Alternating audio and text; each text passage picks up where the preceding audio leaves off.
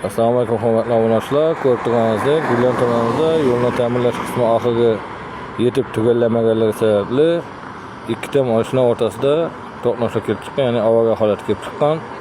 Qaranglar, bu birinchi avtomashinamiz bo'ladi.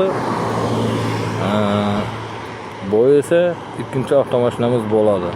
Bu bilan nima demoqchiman? Bu video tezda jo'natib tashlanglar, tegishlilarga yetib qolsin, yo'llarni mana shunday holatga qo'yib tashlab ketmasliklarini talab qilib qolamiz. Ya'ni mana shunday avariya holatini oldini olish maqsadida. Qarabki, yo'llarni ta'mirlashni boshida oxiriga yetkazmasdan mana shunday qilib tashlab ketadi.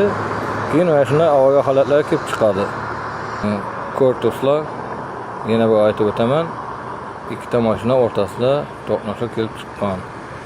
Mana shu mashinamizning mana shunday avariya holatidan kelib chiqishdan sabab yo'lni ta'mirni oxirigacha yetkazmasdan mana shu ahvolda tashlab ketganligi sababli bo'ladi.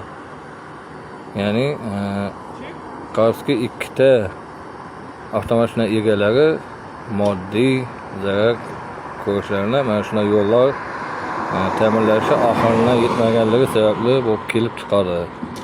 O'shaning uchun bu videoni tezda yana bir bor aytib o'taman, tegishlilarga yetib borishlarini talab qilib qolamiz.